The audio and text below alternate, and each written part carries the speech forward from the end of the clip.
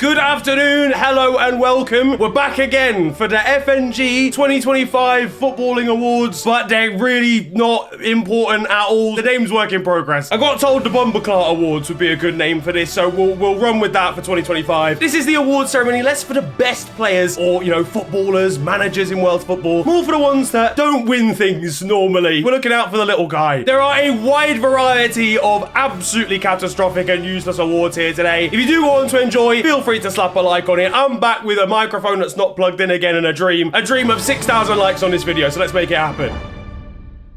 So we move swiftly on, okay? None of this usual award ceremony baloney. It goes to Blizzard. Well done, Blizzard. We're straight on to footballers that could have been more if it wasn't for those dastardly ACL injuries. Because this, ladies and gentlemen, is the award for the most likely to pull a hamstring during round 2 of the bleep test. Yeah, this award is for one of the most injury-prone players of 2025. And there's been a fair few. Things started badly for channel favourite Neymar, who, of course, moved back to Santos. He spent loads of time out injured in Saudi Arabia. But you know what? I'll give him his dues. He actually managed to recover and saved Santos single-handedly in Brazil. And I fear anyone who played any meaningful amount of football enough to actually save their team from relegation does not deserve to win this award. Tyrell Malacia, however, maybe does. Is he alive? Has anyone seen him again this year? You know what it is with Tyrell Malacia? I don't even know if he's injured like that. He might be back in the gym, but we haven't actually seen him on the pitch. Ruben Amorim doesn't know his first name. He at no point during Ruben Amorim being United manager did he ever actually find out what Malacia's first name was. They stopped reading it out on the register. There was no point even doing it anymore. His United teammate also features here, Lisandro Martinez. Now this feels harsh because it's like one big injury rather than lots of little ones. So he did miss 292 days at the 365 there were last year. But for me, one man who deserves this, a young footballer who I want to see more out of soon actually, is Romeo Lavia of Chelsea. Bro, this guy comes back from injury, gets injured like 2 weeks later. I don't think he's even had like a big injury this year from what I can tell. He just gets injured every fortnight. Walks down the stairs, Kalas, ankle. Chopping some onions, Kalas, somehow still ankle. It's crazy, the man simply cannot stay fit. So Romeo Lavia, very well done. That's the second time in a row a Chelsea player's won this award actually. Reece James, pass it to your teammate if you can find him in the gym. There's a lot of players in there, I do realise. The next award is another one that returns from last year. Don't worry, I have actually got some new ones. I swear I am original, I promise. And that is the highest bald index of any person in football. Yeah, we broadened the horizons here. I think it was just footballers and managers last year, whereas this time we got all walks of life. Well, just within football, because that's the point of the awards. This isn't just a man that's bald, okay? This is the overall shininess level of his head. The overall quantity of baldness. But also now new for this year, the achievements included despite said baldness. I'm talking about extensive and sensational achievements despite having to focus on less things in life. Nuno Espirito Santo, for example, might genuinely get sacked twice this season, and he's never had to do hair care since 2006. This man gets to the conditioner aisle in boots, and he keeps walking. He applies face cream to the top of his head. This is nuts behavior. The reigning champion, of course, Arne Slot, still has to be a nomination here, I'm not gonna lie to you. If anything, he might have genuinely become more bald since last year. Again, the skull structure, the overall shininess is second to none, really. But it's not just managers, okay? Young people can have hairlines that need watering as well. When Brentford sign a bald player that looks like he's part of a family of 4 and plays golf with the other dads from the local secondary school on the weekend, but they're actually only like 24, it's unstoppable. The Brentford Wonder Unk gene is undefeatable. First it was Brian and Burmo, but now look at what Igor Thiago is doing for the Bees this season. He's aerodynamic, streamlined, focused in front of goal. Gianni Infantino would also pick up a nomination here, but unfortunately he's unable to attend this ceremony because he's inside of Donald Trump's arsehole. No, I'm joking. That's not the reason. I didn't offer him enough blood money to actually be in attendance. But you know what? Let's give it to fresh blood, all right? Igor Thiago, congratulations, my friend. You win the Bald Index Award of 2025. Now though, ladies and gentlemen, for a new award, this is the most alcohol consumed within the general time span of 2025 award. Now, I know what you're thinking. There is one main candidate here. Me, probably. I can't win these awards, lads. I do apologize. It's a new club, same Jack Grealish, though. He went out on Boxing Day, spent thousands and thousands on his friends, and then had to miss the festive period because he was too hungover. This is generational. He doesn't even have reasons to be drinking half the time. He's just doing it for the pure love of the game. Guys, I'm kneeling down, by the way, and I'm gonna win the ACL award in a second. My knees, they're already done. I had to get a knee transplant. Do you know who I got the knee transplant off of? Jack Wilshere, fam. They're worse than they were before. It's so mad. Jack Grealish, yeah, I reckon he goes home and he practices his first touch with empty buzz balls. Arne Slot earns his second nomination of this video because of that trip to Ibiza and O Beach over the summer after winning the league with Liverpool. The problem for him is he hasn't stopped drinking since based on his tactical decisions. But your winner, of course, for this one is Jack Grealish. There was no real surprise there. He also wins the award for the most recent line of ketamine, which was about 4 minutes ago. But yeah, honestly, Jack, go home, celebrate, have a drink. Do you know what I mean? No, but genuinely, please don't have too many because we got a game tomorrow. The worst VAR moment is a hotly contested one this year. I think 2025 has been one of the worst years for refereeing decisions and like some big ones. I can't believe Miles Lewis-Skelly's red card against Wolves was genuinely in 2025. I feel like I've been talking about that one since I was 9 years old. The Kelechi Iheanacho handball from Celtic in the Europa League is actually the worst refereeing decision I've ever seen in my life, though. Given you have VAR, if you gave it in the moment and said it was handball because you thought it popped off his chest and onto his arm, absolutely fine in the moment, but you've literally got a replay system now. You can slow it down. There's no reason to be blind on the second viewing as well, unless you are blind, in which case, I guess they're going to be blind on every viewing. What I'm trying to say is it was absolutely diabolical, but it wasn't quite as diabolical as what is actually going to win here, because that's an entire nation that is making bad refereeing decisions. Yeah, I'm talking about Turkey. You know what, yeah? For the first time ever, an entire nation has won an award. That's a lie. Ghana literally won an award last time. No, but they've won the VAR award because of the betting scandal going on, or was going on this year in Turkey. 50% of referees in Turkey were involved in a betting scandal in 2025. You have a 1 in 2 chance of getting swindled by Ladbrokes if you play a game in Turkey at the moment. Yeah, you lot win the whole category. That's absolutely insane behavior. Next up, we have the footballer who's visited Lidl and or Aldi the most times in 2025. Your winner is Antoine Semenyo. He's the only one that I could see that went there, so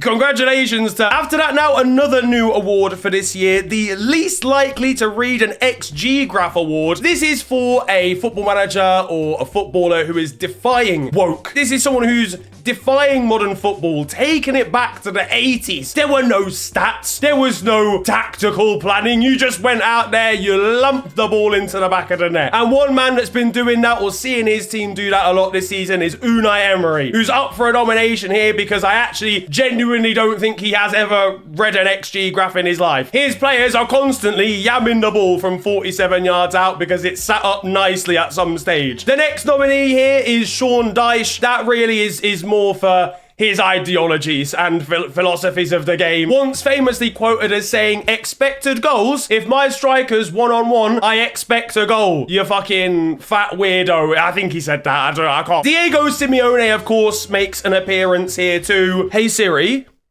how do you say haram in Spanish?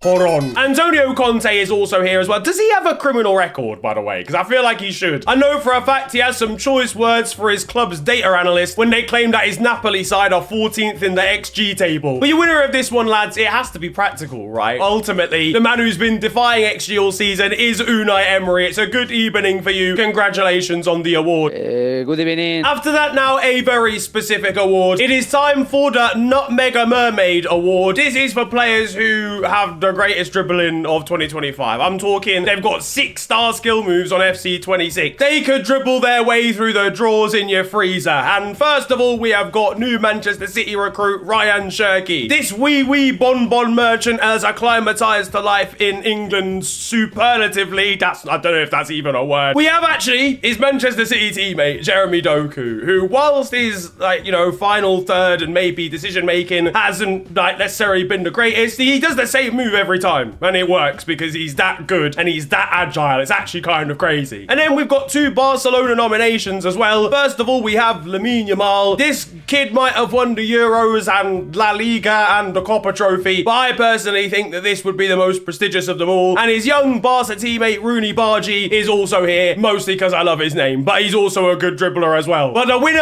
of this award has to be Ryan Cherki. Look, Lamine Yamal's a better player than Ryan Cherki, but bro, some of the things I've been seeing Cherki do, he's actually radicalized Pep Guardiola. Do you understand how crazy that is? Now, ladies and gentlemen, brought to you by the NHS, this is the Brexit tackle of the year, because that's where you're going to end up if you're on the end of one of these. There's been some disgraceful challenges this season, and we start off with one. It was actually right at the start of the year, and that was Jean-Philippe Mateta getting absolutely annihilated by Millwall's goalkeeper, to the point where it actually changed his whole personality. Bro was wearing like a Bane mask. He had like a contraption around his ear. It was nuts. They had to put different devices on his head to stop it falling apart for games after. It was mental. Luis Diaz's kamikaze challenge, I think, on Ashraf Hakimi in the Champions League was just crazy, unnecessary, and absolutely rash to the highest of orders. We also have James Tarkowski's challenge on Alexis McAllister, which whilst it wasn't on purpose, which takes points off it actually in this category, was just crazy. And the fact that it wasn't given a red card retrospectively by VAR is nuts. But the winner,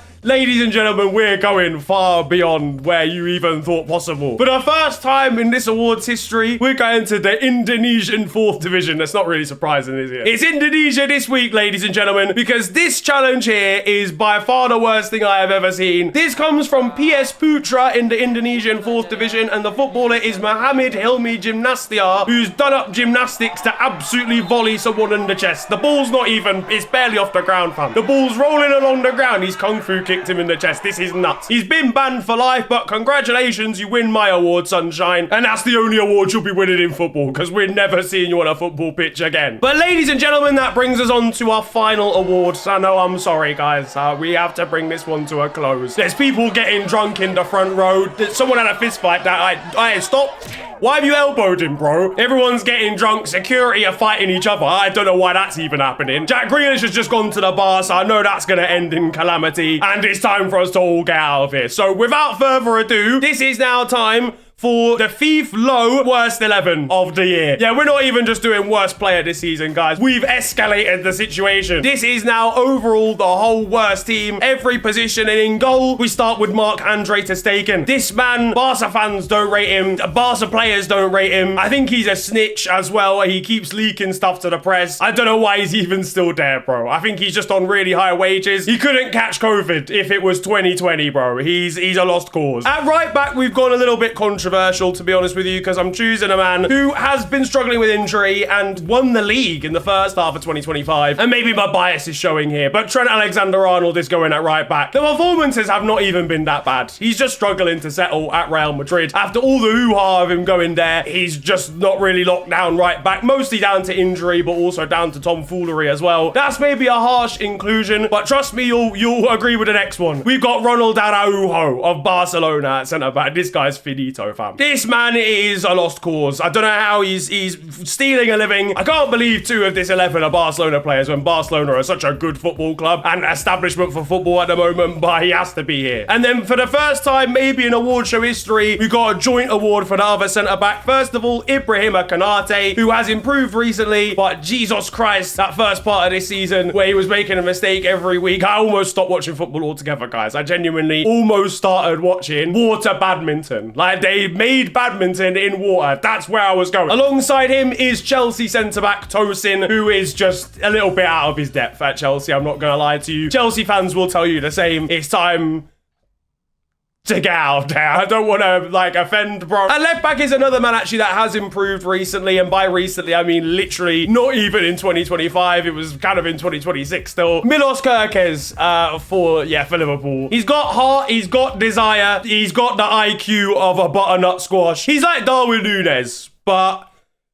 doesn't really give you the impactful moments that often either. But he has got better recently. But for 2025, bad. At centre mid now, and we have Manuel Ugarte of Manchester United. No real surprise here. This man is the closest we're ever going to get to just giving a random member of the public a contract at a big football club. He is absolutely woeful, and alongside him is Manuel Ugarte again. Yeah, this man's been so bad, I put him in the double pivot. Both of the people in a double pivot are him. He had a record recently where Manchester United had lost all 7 of their last games that he'd started. They were actually getting decent results when he wasn't playing, but every time he played, they lost. That's criminal. Over on the wings now, first of all, we've got one man who used to be his teammate. That's Alejandro Garnacho. This man's the most frustrating player I've ever seen in my life because there's actual talent in there, but he can't make a decision to save his life. And then the other winger is a man who can make a decision. The problem is it's just the same decision every single time. That's Cody Gakpo, who's also frustrating for a different reason. And if he all cares, just stop running. He's not going to play you in. He's not going to play in an overlapping wing back if his mum had been captured by the Taliban. That was the only requirement to save her. He's still cutting inside on his right foot. He crosses the road, he shimmies onto his left and then goes back onto his right to get across the road. The lights have already changed colour, bro. And then up front, we've got 2 strikers in this 4-2-4 system. The first, a British transfer record fee. That is Alexander Isak. This man has obviously got injured recently. That is a shame. But his start to life at Liverpool was an absolute catastrophe. And alongside him, another new recruit, another new Swedish striker. That is Victor Gyökeres. Victor Gyökeres is one of the worst footballers I've maybe ever seen in the Premier League in terms of just raw technical ability. If he wins the league and Arsenal are playing him for the majority of the season, we actually have to null and void the whole season. I don't have a problem with Arsenal winning it, but if Arsenal win it with Gyökeres up front, we all have to look in the mirror and have a real look at ourselves. But that, ladies and gentlemen,